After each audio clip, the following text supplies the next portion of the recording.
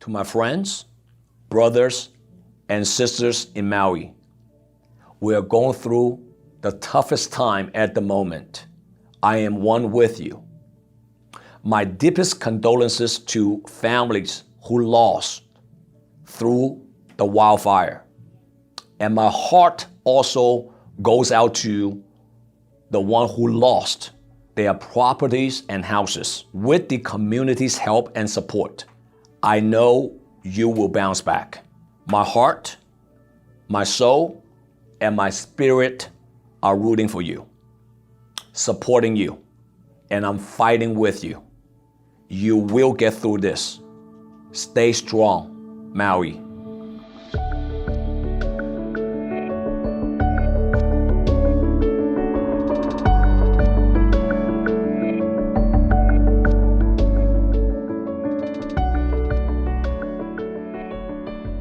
Hello, everyone. This is Henia Espinosa with Just Wish Foundation. The wildfires in Maui are the deadliest in modern history in the U.S., and the death toll keeps climbing. As search teams continue to look through the scorched ruins, the historic town of Lahaina is all gone. When hope seems all lost and despair remains, what shines through is human kindness, people and organizations stepping up to lend a helping hand. Joining us now in Just Wish Foundation is Lauren Henry, Development and Communications Consultant for Maui Rescue Mission. Lauren and the group's members and volunteers have been on the ground helping those in need. Thank you for joining us for Maui, Lauren. Thank you for having me. Lauren, take us back to August 8th when the fires crept up on Maui. It made worse, of course, by the strong winds and the dry conditions.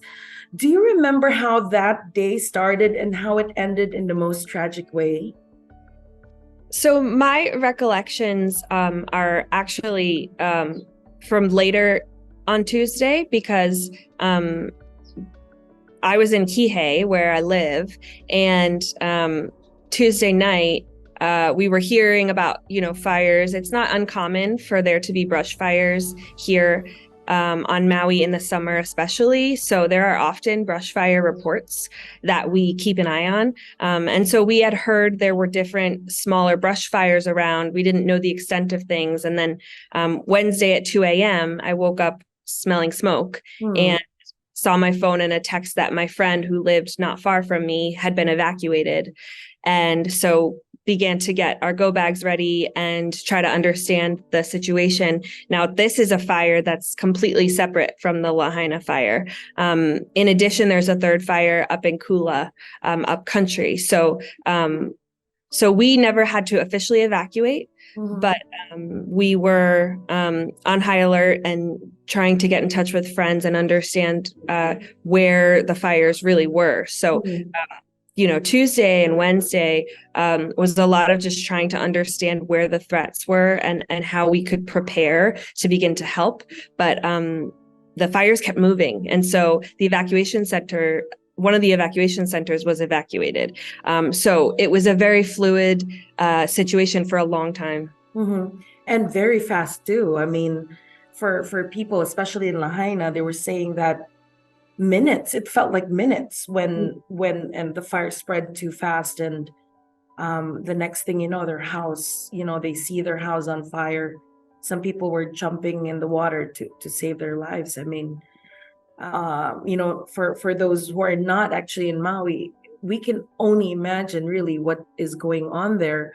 But when you guys heard about kind of the gravity of the situation, Lauren, I understand that that your organization is really kind of focused on helping the homeless, right, in the community. But when you found out about how grave the situation was, what did you guys do to prepare to help out? Well, we at Maui Rescue Mission have a mobile shower and laundry trailer, and it's packed with resources, hygiene kits, things like that. So we knew that we were equipped for such a time as this to be able to help.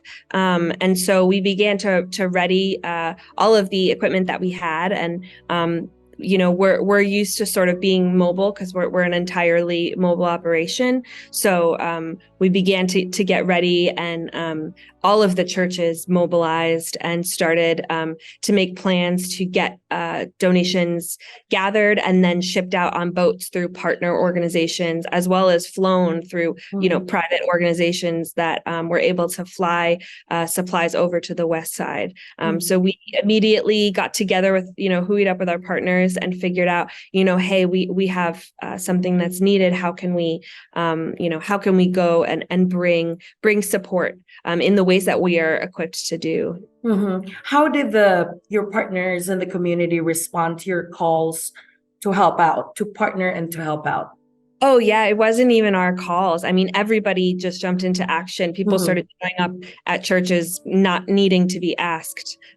This is very much a beautiful representation of the Maui community here, that there's just such an aloha spirit that no one needs to be asked when things go wrong.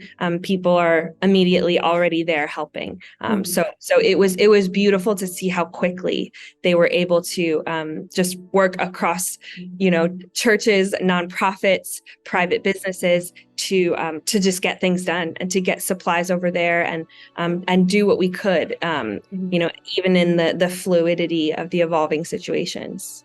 Did you encounter initial challenges in trying to, now that you have the help that's coming, but getting help actually to the people that need it most? Did you experience some challenges, getting to the communities that where the people are affected?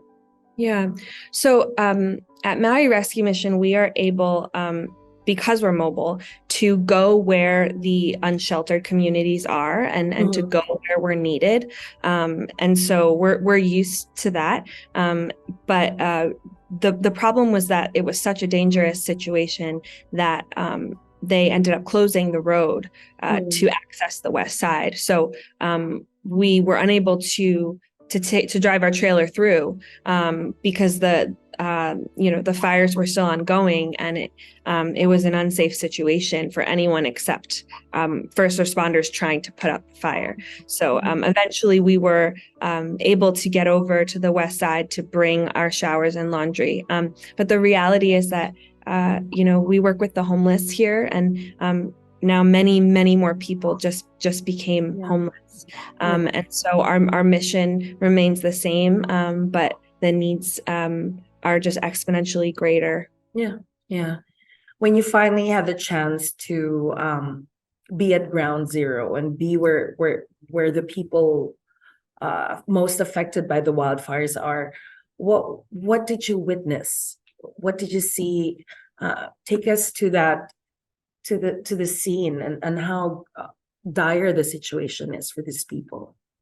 So I didn't go there. There's actually a large portion of Lahaina town that is not able to be accessed by anyone except the search and rescue teams. And so I was unable to go even over to the West Side. The rest of the team went over while I remained back to try to do communications, because the reality is that power and water were completely out on the West Side. So if I was going to try to communicate about the need, which is part of my job, I needed to stay where there was Wi-Fi. And so the rest of the team deployed over there, and they set up shop in an area that's outside of the town. So they were able to help a lot of people. And right now it's just the hearing of the stories and just praying with people, just trying to sit with people in their grief, to share grief, to lament together, and to just try to point people to Jesus. When your team reports back to you, what do they say that the people really need right now? Because obviously the rebuilding part is going to be a long process, but what are the immediate short-term needs and the long-term needs of people in Maui? So short term, I'm hearing that water is still very needed. There's a lot of clothes that have been received on the West Side. There's a lot of food that has been received on the West Side, but water is going to continue to be needed, as well as things like generators That's really key to be able to keep access to power for people. And from a standpoint of Maui Rescue Mission, we need many more shower and laundry trailers. We needed more trailers before this emergency because we were operating one trailer and we drove it around to different parts of the island. But now there's a real need as people consider, temporary housing type shelters. What can be built quickly on land for people.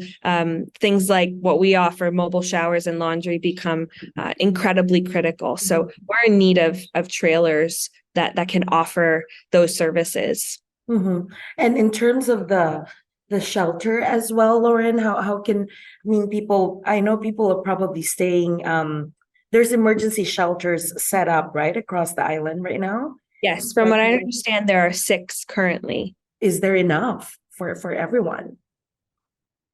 I'm not sure. That would be a question for someone else. But I know that the shelters have been able to get more resources as time has gone on. I see that there's now Wi-Fi at all of the shelters. One of our sister partner organizations that's also a rescue mission, but they're on a different island, Oahu.